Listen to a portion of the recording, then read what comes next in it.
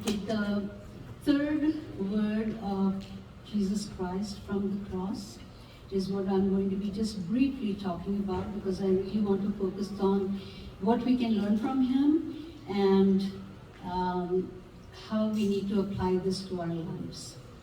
So the Bible records that Jesus hung on the cross. He spoke those seven final statements, and the third one, when he talked to his mother, he saw her standing at the foot of the cross. And when Jesus saw his mother standing there and the disciple whom he loved nearby, he said to her, "Woman, this is your son." And to the disciple he said, "Here is your mother." Now, despite of all the excruciating physical agony that Jesus was going through, he was still concerned about the welfare of his mother and the pain that she was experiencing. With his thoughts on Mary's future security and protection, Jesus entrusted her into the care of his most beloved disciple. And of course, we see that Jesus is a very devoted son, earthly son, just like he's a very devoted son to his father. But he had these duties that he had to fulfill before leaving this world. And Mary, being a widow at this time, was probably, around her 50s. And so he thought, okay, if I need to take care of my mother right now, I have to pick someone whom I really love, someone who can really take care of my mother. And they went ahead and committed Mary into John's care. Typically a dying son in the Jewish family or society, the mother is sent into the immediate care of the oldest son, because he's the one who takes care of it.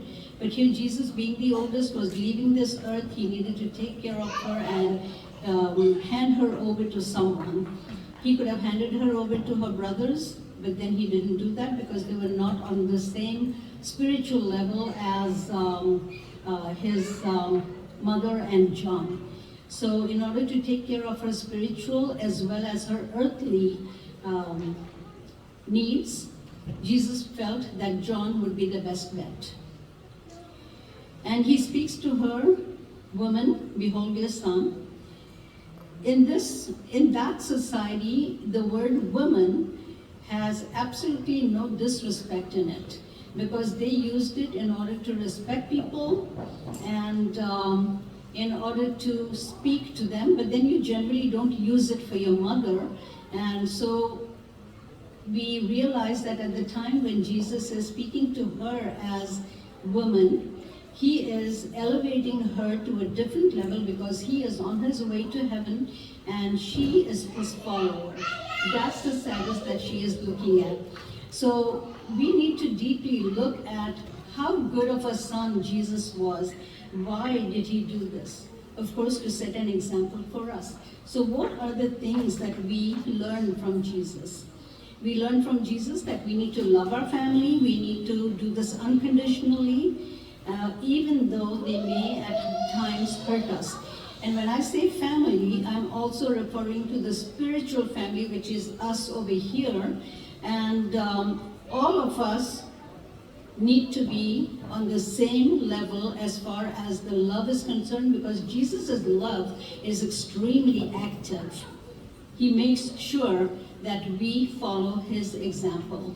And so, in spite of everything, no matter what happens between family members, spiritual or real, you still have to trust your family and make sure that you stick with them, no matter what.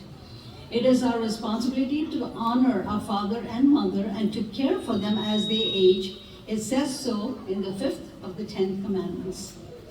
We have to put Christ first in all that we do, but we are not absolved of family obligations and responsibilities. The one that I was looking for yesterday is 1 Timothy chapter 5, verse 18. It says very clearly, "If anyone does not provide for his relatives and especially for his immediate family, he has denied the faith and is worse than an unbeliever." It may be very difficult at times while putting Christ first and our parents second, but our work for God comes first. At the same time, we can't forget our family obligations. Here at the end of his life, we see Jesus showing his tender love as a son for his mother. He is dying, but he is settling his earthly obligations as best as he can. By pairing his mother with a son of his choice, he is not only taking care of his earthly duties, but also taking care of Mary's spiritual future. When he says, "Woman, here is your son," and to John, "Here is your mother." We are brothers and sisters, fathers and mothers in Christ. All of us, everyone that is here. It is our bounden duty to care for our parents and the elderly as they age. We must follow Jesus' example in this. It is our duty to do that. It is our bounden duty to do that. How do we apply all of what Jesus is trying to teach us through the third word? And what are the things that we learn from him? We learn to prioritize relationships. And by this I mean, he has called his disciples he has called for his disciples to hand over his mother into their care. Are there any family members or even friends who need our support? We need to reach out to them, particularly those who are hurting. Secondly, create a supportive community. In the church, we are called to foster an environment of love and to support each other, living our faith life in a way that encourages others. Let us be aware that this and of building relationships within our church family. That's where we need to focus. Family plus church family. Thirdly, emphasis on our spiritual family. Our spiritual connections are just as important because we help those that are in our family, and we need to mentor them, we guide them, we lead them to Jesus if they're not already there, and if they are, then strengthen your relationship with them, with him. So it is, you're helping each other to reach Jesus as quickly as possible and as firmly as possible. And fourthly, bear each other's burdens. In Galatians 6, verses 2 to 4, we see that we are called to bear one another's burdens. So to fulfill the law, this means be present in time of need of others, offering support and encouragement and prayer if and when it is required. Fifthly, we must demonstrate love in our actions, because actions speak louder than words. We must demonstrate through our actions that we care and we truly have love for those around us. Could this be an act of service, or is it just a simple thing as listening? It could be listening if someone needs to listen.